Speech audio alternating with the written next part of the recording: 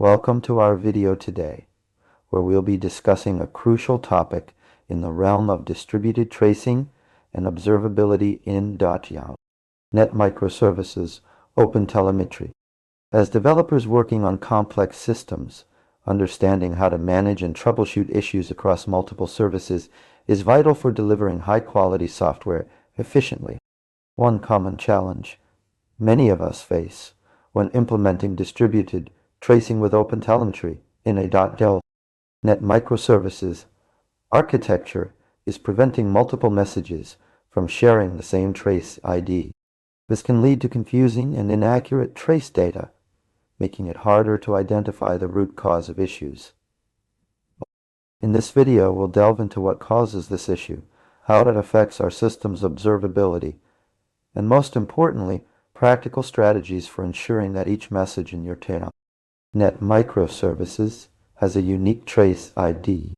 By the end of this discussion, you'll have a clear understanding of OpenTelemetry's role in distributed tracing and be equipped with the knowledge to tackle one of the common pitfalls when implementing it in your project. To understand why multiple messages might share the same trace ID, let's first break down what a trace ID is. In the context of OpenTelemetry, a trace ID uniquely identifies a trace, which is essentially a set of events that are part of the same overall transaction or operation in your system. This could be anything from processing a user request to updating data across several microservices. The issue arises when different parts of your application or multiple microservices start a new span without properly propagating the context of the current trace. A span represents an individual unit of work within a trace, and it's identified by its own span ID, but all spans in a trace share the same trace ID. One key reason for this issue is improper configuration of OpenTelemetry or misunderstanding how it handles tracing context. OpenTelemetry uses a propagation mechanism to pass trace context across different parts of your application and even across process boundaries.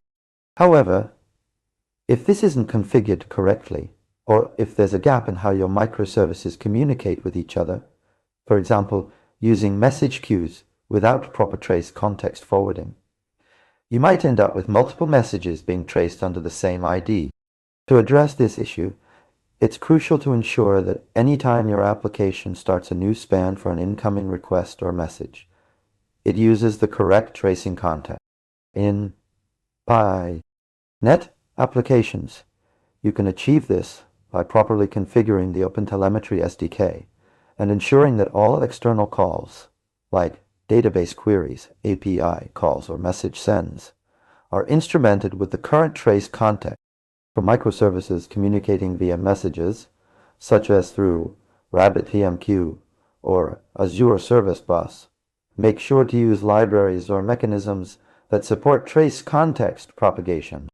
Many of these libraries have built-in support for OpenTelemetry and can automatically handle the forwarding of tracing context. To summarize, preventing multiple messages from sharing the same trace ID in net microservices with OpenTelemetry involves understanding how tracing works at a basic level and ensuring that your application correctly uses and propagates trace context. Ja, man weiß document outside an address, the onward wax. No, uses and propagates trace context. Key points to remember include a properly configure OpenTelemetry for your net applications or net applications outside. Ensure all parts of your system, including external calls and message sends, are instrumented to handle trace context correctly. Use libraries or mechanisms that support trace context propagation when communicating between microservices. And managing trace IDs effectively is a crucial step in implementing distributed tracing with OpenTelemetry in .j and net microservices. By understanding the principles behind tracing and taking practical steps to ensure correct trace context propagation across your system, you can significantly improve your ability to troubleshoot issues and understand how your application behaves under different conditions. If you have any questions or need further clarification on anything discussed in this video, please don't hesitate to ask in the comments below. Don't forget to like the video if it helped clarify OpenTelemetry for you, and consider subscribing for more content on software development and technology topics.